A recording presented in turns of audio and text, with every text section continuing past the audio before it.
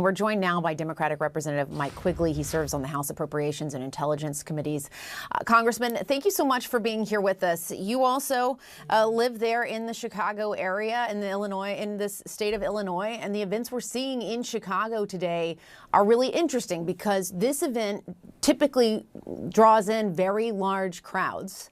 And you were among those today. A lot of people were quite fearful not coming out. How would you say the president's immigration threats are impacting people there in that area? Yeah, you're right. I just finished walking the Mexican Independence Day parade with my friend Chuy Garcia in Chicago's Pilsen neighborhood. And you would have to describe it as a neighborhood on edge. But at the same time, reduced crowds, but very much a resilient crowd community that wants to take a stand here. I mean, this was much more than a parade. It was a sense of unity at a difficult time. How it's affecting people, I think we need Exhibit A, our domestic violence court. Women are afraid to show up to get orders of protection. As a result, they're less safe. Schools are starting to talk about teaching remotely again because the parents and the kids are afraid to show up. This isn't a positive impact on anyone. It really puts a city at a disadvantage. It is kind of remarkable to think about schools considering going remote again. It's like going back in time to COVID times almost.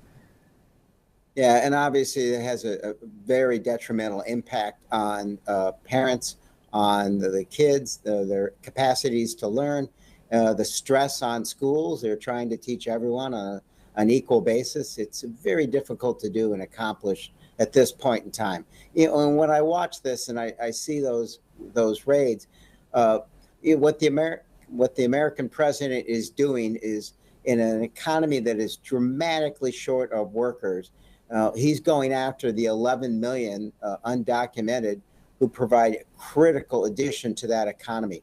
When we have press conferences about a comprehensive immigration reform, the hospitality industry, manufacturing, ag, they're all there talking about how vital that community is to our economy and why we must pass comprehensive immigration reform. The governor there in Illinois, J.B. Pritzker, says he's going to fight Trump in court if the National Guard is deployed there. He also says, though, at this moment, he's not been notified of any actions by the White House. I'm curious, what do you know as of today, 4:06 here on the East Coast? What is the latest on the status of all of this?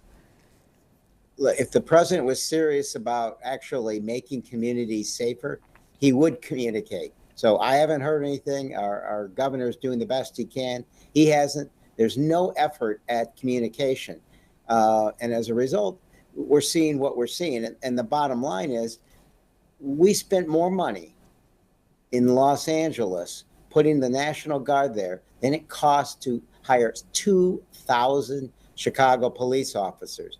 And instead, he cut $820 million in anti-violence programs. We're going in the opposite direction. If he was serious about fighting crime, he would work with us. The president also reposted on Truth Social earlier today. It was this meme that we talked about just a few minutes ago. And when you look at it, it says, Chicago about to find out why it's called the Department of War, all caps. How do you read that? Yeah, look, this is a scary time. For those who haven't paid attention, it's time to watch what this president is doing. It's instructive in history to remember that often tyrants are elected democratically at first, right? Putin, Viktor Orban, just to name two. And then they use the very aspects of democracy to bring it down. Here we're seeing the court system, the National Guard, the Justice Department, and so much more. So this is a president edging more and more toward authoritarianism, being a tyrant. You're talking about sending the troops against the public.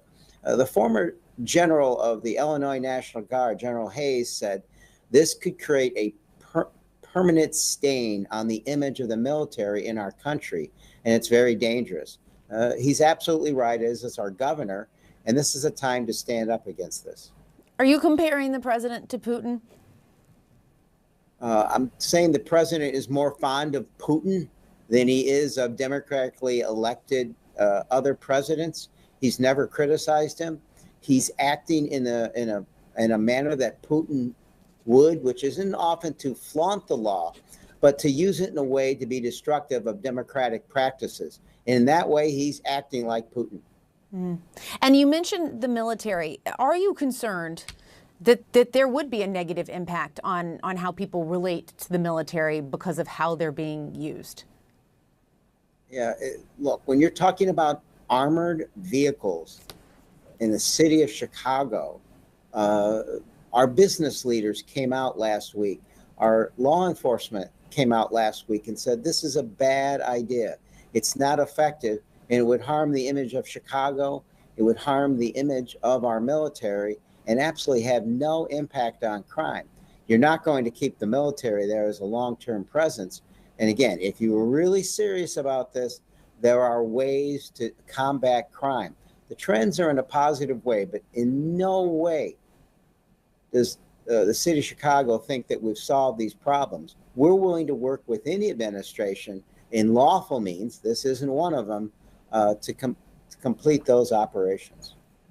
And what do you think is the answer here? Because if people are concerned about crime, if there are people out there who are worried about crime in Chicago, what is the solution? In this morning with Chicago bracing for a federal immigration crackdown this weekend. Last night, Illinois Governor J.B. Pritzker told our colleague Jen Psaki he still hasn't heard from the White House about its plans, but said they're preparing for agents to invade communities.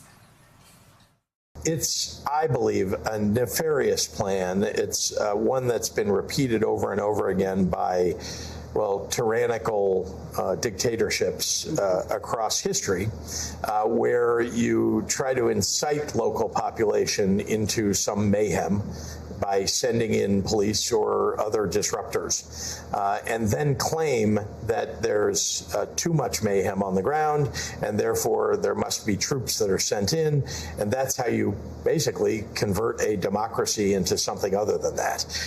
And so that is what really worries me here. In a sign that the Trump administration is planning a repeat of what happened in Los Angeles in June, fencing was put up around a federal courthouse in downtown Chicago in preparation for protests on Friday. Protests gathered outside an ICE facility in the suburbs just west of Chicago that's expected to be used to process people who are taken into custody. The mayor there warned this week of a, quote, large-scale enforcement campaign in the area that could last for up to 6 weeks. Meanwhile, the Pentagon has officially greenlit using a naval base north of the city as a staging ground to launch operations. But on Friday, the state's 2 U.S. senators were turned away when they tried to meet with Homeland Security and ICE officials there.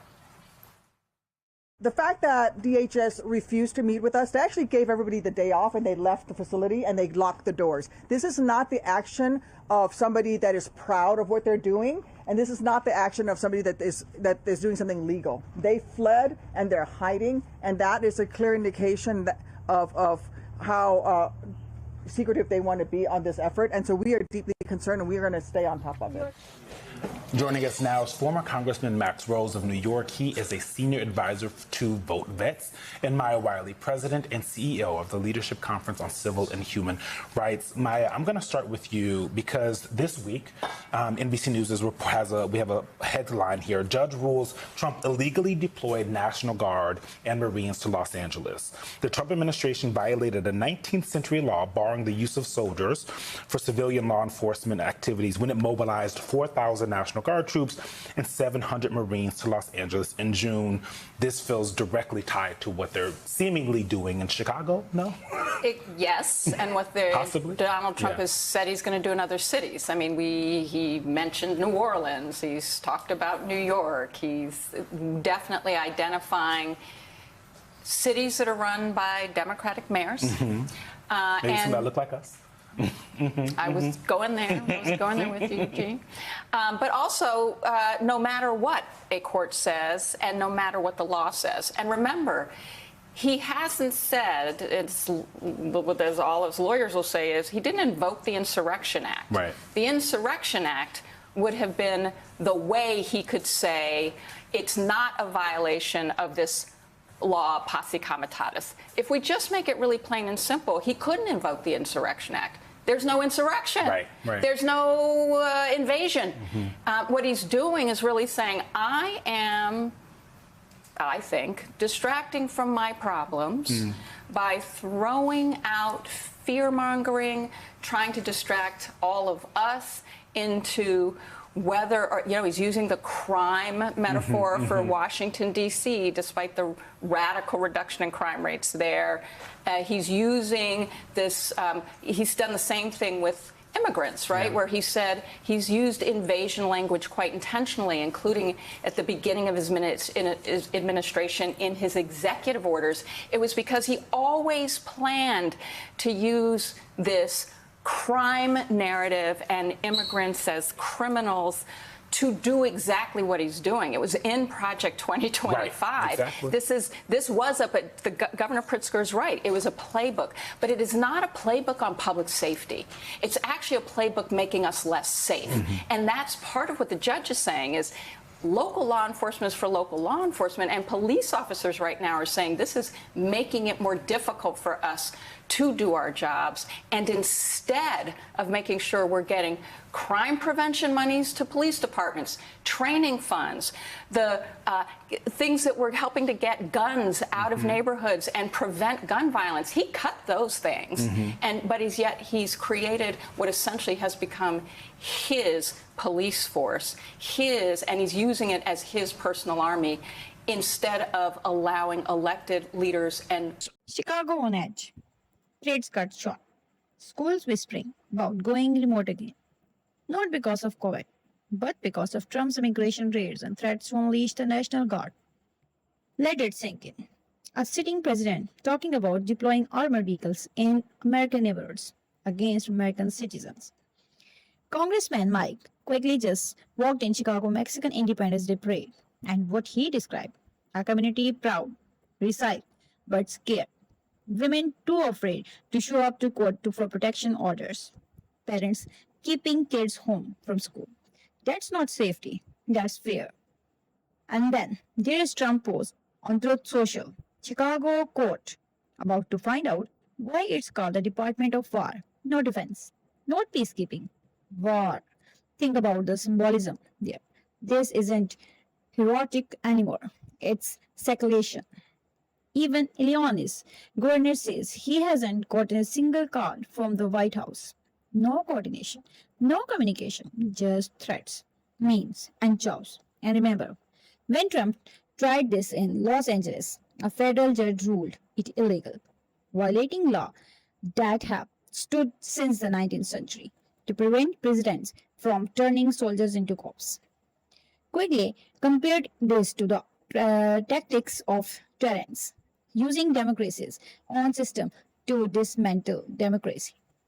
Tanks in the streets, federal troops at courthouse, senators literally locked out of DHS facilities. If that doesn't raise red flags, what will? And here is the kick. Chicago doesn't even have the worst crime states. There are red states, rural areas with way higher per capita crime rates. So why Chicago? Why now? Because this isn't about crime. This is about control, fear, power. So the question is, are we witnessing law enforcement or the rehearsal of authoritarianism? Drop your thoughts below, smash that like and hit subscribe because this story is only getting darker and you will want to stay tuned. Thank you for watching my videos.